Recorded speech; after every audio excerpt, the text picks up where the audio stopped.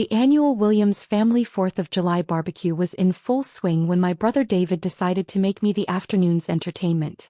The backyard at Mom and Dad's suburban house was packed with 30 relatives, all gathered around picnic tables laden with potato salad and corn on the cob, cold beers sweating in the summer heat.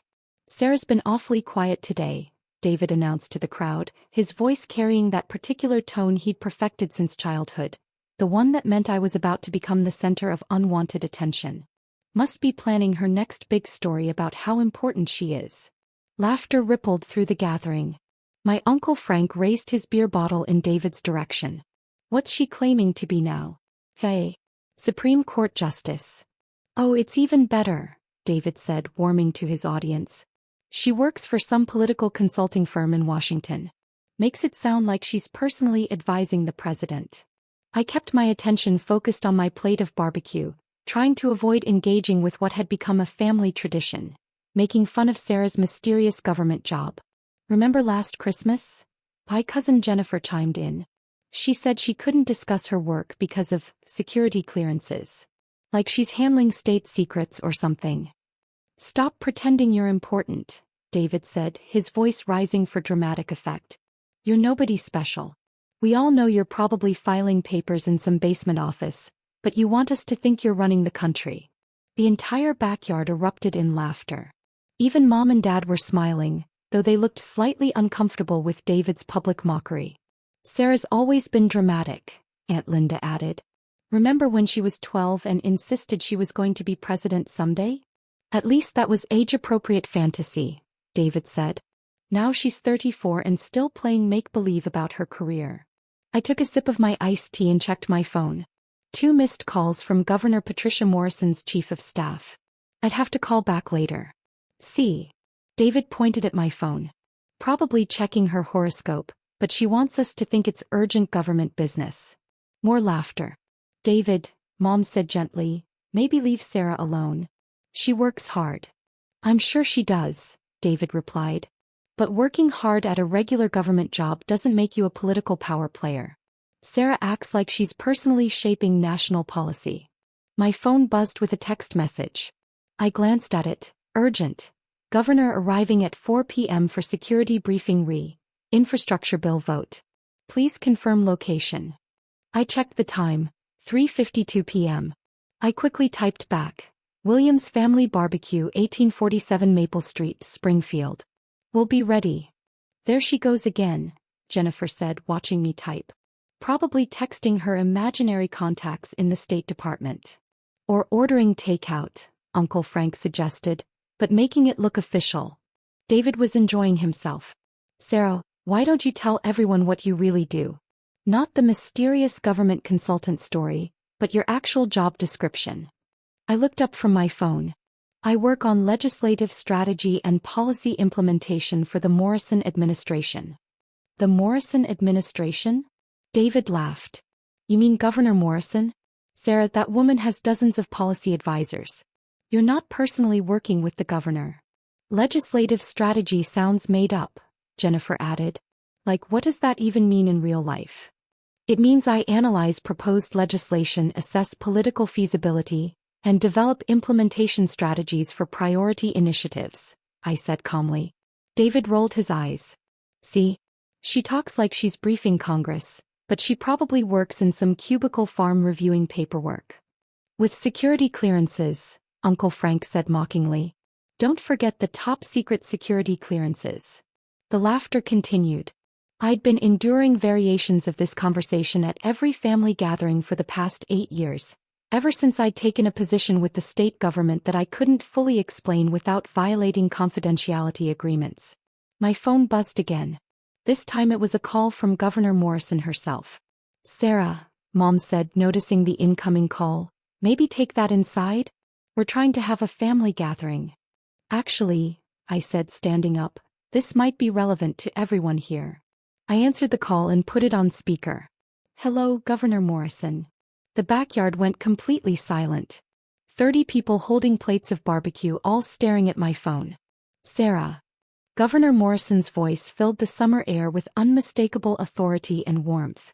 "I hope I'm not interrupting your holiday celebration." "Not at all, Governor. What can I do for you? We have a situation with the infrastructure bill. The federal delegation is requesting an emergency briefing on the state's position before tomorrow's Senate vote. I know it's a holiday, but... Of course, I said. What do you need?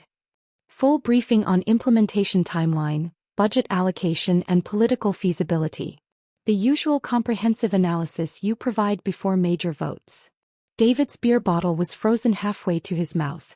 I can have the briefing materials ready within an hour, I said. Perfect. I'm actually en route to your location now. My detail should arrive in about 3 minutes. Is there somewhere private we can work? Every single person at the barbecue was staring at me with expressions ranging from confusion to shock. The study upstairs should work fine, I said. Excellent. And Sarah? Bring the polling data on rural infrastructure priorities. The senators specifically requested your analysis on small-town economic impact. I have everything we need. Outstanding. See you shortly. I ended the call and looked around the backyard. 30 family members sat in absolute silence, processing what they'd just heard. The governor is coming here? Mom said weakly. In about 3 minutes, according to her detail. Her detail. Dad repeated. Security detail. The governor doesn't travel without protection. David was still holding his beer bottle in midair. Sarah, what exactly is your job? Senior Policy Advisor for Legislative Strategy, I said. I've been Governor Morrison's lead policy analyst for major legislation since she took office. Lead policy analyst? Jennifer's voice came out as a whisper. I develop the strategic framework for the governor's legislative priorities, analyze political feasibility, and coordinate implementation across state agencies. Uncle Frank set down his beer. You work directly with the governor? Daily briefings, policy development sessions, strategic planning meetings, plus crisis management when federal legislation impacts state operations. The sound of vehicles approaching interrupted our conversation. Through the front windows we could see black SUVs pulling up to the house, 3 of them with official government license plates.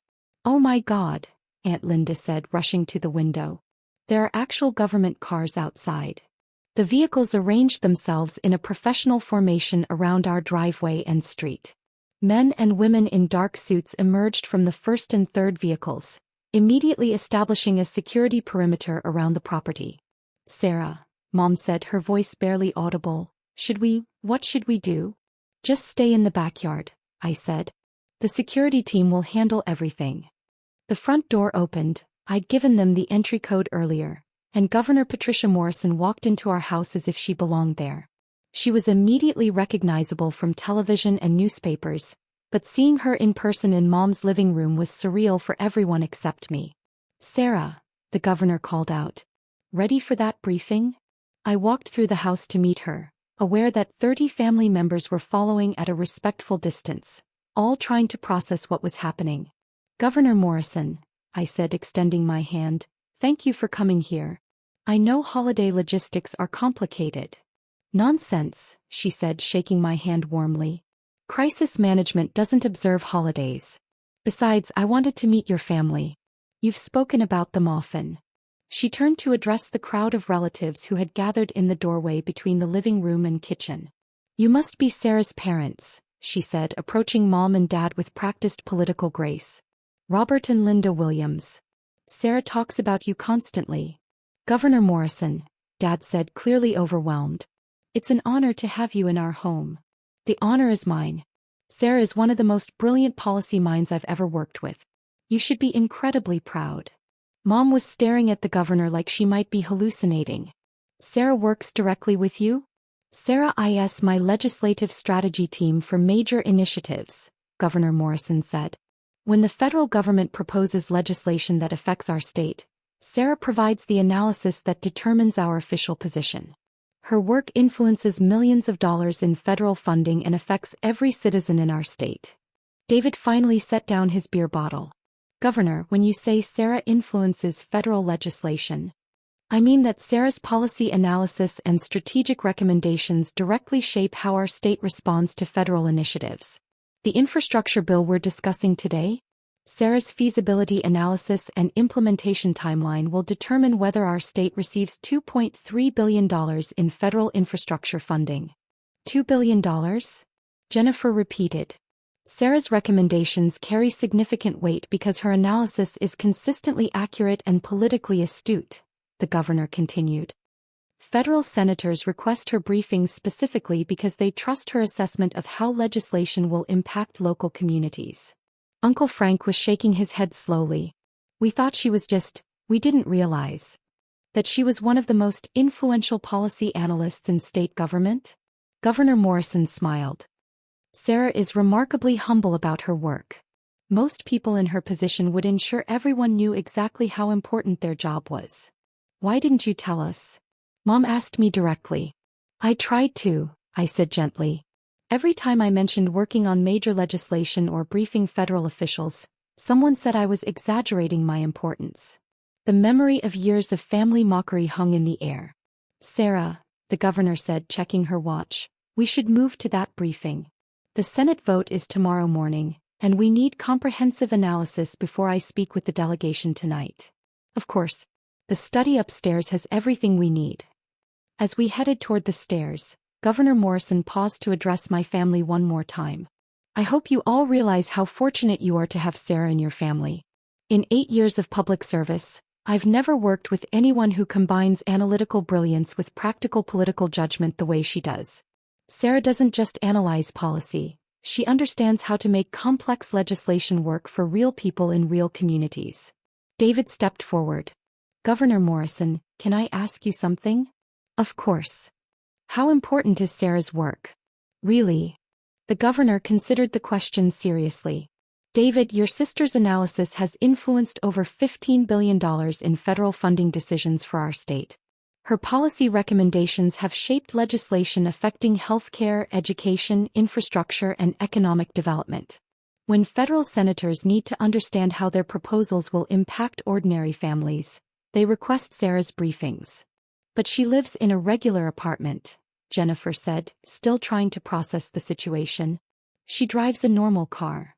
Public servants often maintain modest lifestyles, the governor explained. Sarah's work is about public service, not personal enrichment. She could easily earn 3 times her government salary in the private sector, but she chooses to use her talents for public benefit. 3 times her salary? Dad asked. Minimum. Policy analysts with Sarah's experience and track record are highly sought after by consulting firms and corporations. But Sarah believes in using her skills to help people rather than maximizing her income. I was getting genuinely uncomfortable with the praise. Governor Morrison, we should probably start the briefing. Right you are. Ladies and gentlemen, thank you for sharing your holiday with state business. Please, continue enjoying your barbecue. The governor followed me upstairs to Dad's study, where I had files and laptops set up for exactly this kind of emergency briefing. Through the windows, we could see the security detail maintaining their perimeter around the property. Sarah, the governor said as we settled in with the briefing materials, I hope your family understands now why I rely on you so heavily. They're still processing, I think. It's difficult for families to understand the scope of high-level government work, especially when the person doing it is modest about their contributions. We spent the next 2 hours reviewing implementation timelines, budget allocations, and political feasibility assessments for the federal infrastructure bill. The governor would use my analysis to brief the state's congressional delegation, who would vote on whether to support $2.3 billion in federal infrastructure funding. At 6:30 p.m., we concluded the briefing and prepared to rejoin my family downstairs. Sarah, the governor said as we packed up the materials, this analysis is exactly what I needed.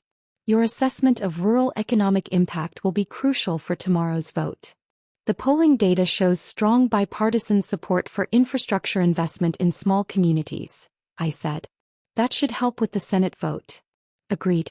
And your implementation timeline gives us concrete deadlines for project rollout. This is precisely why federal officials specifically request your briefings. When we returned to the backyard, the barbecue had resumed, but the atmosphere was completely different. Instead of casual family conversation, there was a sense of awe and nervousness as 30 people tried to act normal around the governor of their state.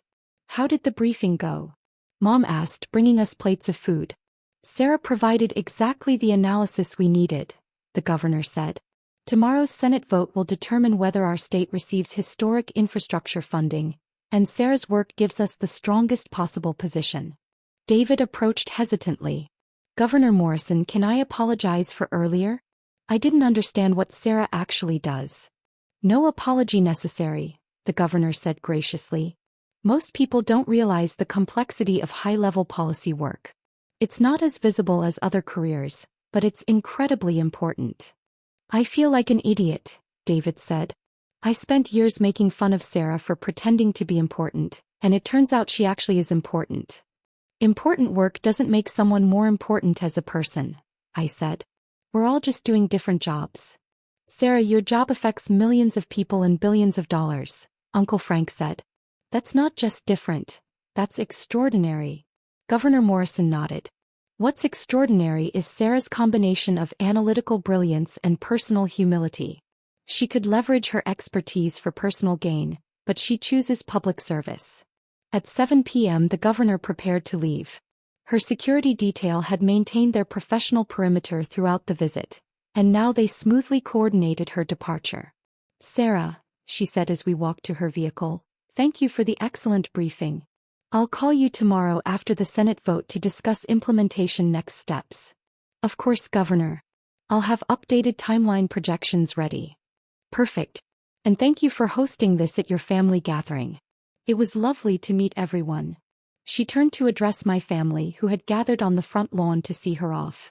William's family, she said warmly, you should know that Sarah is one of the most respected policy analysts in state government. Her work makes a real difference in people's lives every single day. With that, the governor was escorted to her vehicle, and the motorcade departed as efficiently as it had arrived. Within 5 minutes, our quiet suburban street returned to normal, leaving behind only the memory of government vehicles and the lingering sense that everything had changed. Back in the backyard, my family sat in contemplative silence, processing what had just happened. Finally, Dad spoke. Sarah, we owe you a massive apology. You don't owe me anything, Dad. Yes, we do. For years, we've dismissed your work, made fun of your career, treated you like you were delusional about your own importance. While you were actually advising the governor and influencing federal policy, Mom added, her voice thick with emotion. David sat down beside me. Sarah, I'm sorry. Really, truly sorry. I spent this afternoon mocking you for pretending to be important, and then the governor of our state showed up to personally brief with you about multi-billion-dollar federal legislation. I wasn't pretending, I said quietly. I know that now. God, I feel terrible. Jennifer approached our table. Sarah, can I ask why you never corrected us more directly? Why you let us think you were exaggerating your job? I considered the question. Because I wanted to know that you valued me as a person, not just as someone with an impressive career title. If I'd led with, I'm the governor's senior policy advisor, would your interest have been genuine or just based on my professional status? The question hung in the evening air. That's not fair, Uncle Frank said gently. We should have been interested in understanding your work regardless of how impressive it sounded. Maybe, I said. But I also didn't want family gatherings to become networking opportunities or requests for political favors. Mom was crying quietly.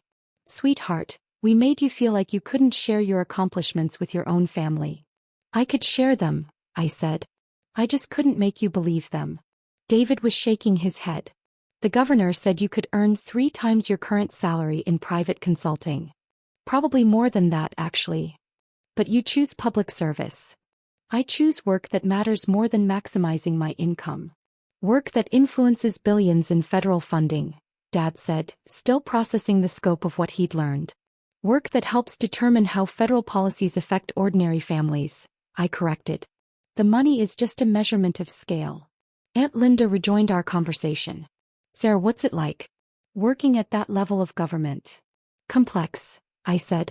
Every decision has consequences for millions of people. Every analysis has to account for political realities, economic impacts, and practical implementation challenges. And stressful? Mom asked. Sometimes. But also incredibly fulfilling. When we get policy right, it improves people's lives in measurable ways. Like the infrastructure bill? Jennifer asked. If it passes, it will fund road repairs, bridge upgrades, broadband expansion and water system improvements in dozens of communities across the state. Real projects that affect real people. And your analysis helps determine whether it passes? My analysis helps state officials understand the bill's implications and advocate effectively for our state's interests. David raised his beer bottle. To Sarah, who's been changing the world while we thought she was filing paperwork. Everyone raised their drinks, beer, iced tea, soda. To family members who surprise us with their extraordinary accomplishments, Mom added. To understanding each other better than we did this morning, I said. As the evening continued, the conversation shifted to genuine curiosity about policy work, government operations, and the intersection of federal and state politics. My family asked thoughtful questions about my career path, my daily responsibilities, and the challenges of high-level government work. Sarah, Dad said as we cleaned up the barbecue, I'm proud of you. Not just because you're successful but because you're using your success to serve others. Thank you, Dad. That means a lot. I'm also sorry it took the governor personally showing up to make us realize what you actually do for a living. Sometimes seeing is believing, I said. From now on, David said, we'll try to do better at listening and understanding instead of assuming and dismissing. I'd appreciate that. And Sarah, Mom said, hugging me as we finished putting away chairs. Next time you mention working on important legislation, we'll believe you. Even if it sounds too impressive to be true? Especially then. 3 months later, the infrastructure bill passed the Senate by a narrow margin, securing $2.3 billion in federal funding for our state. Governor Morrison credited my policy analysis as instrumental in building the coalition that made the vote possible. At our next family gathering, Labor Day weekend, David introduced me to his friends as my sister, Sarah, who's senior policy advisor to the governor. That sounds made up, one of his friends joked. Trust me, David said, grinning at me, it's not. And for the first time in 8 years, my family understood exactly what that meant.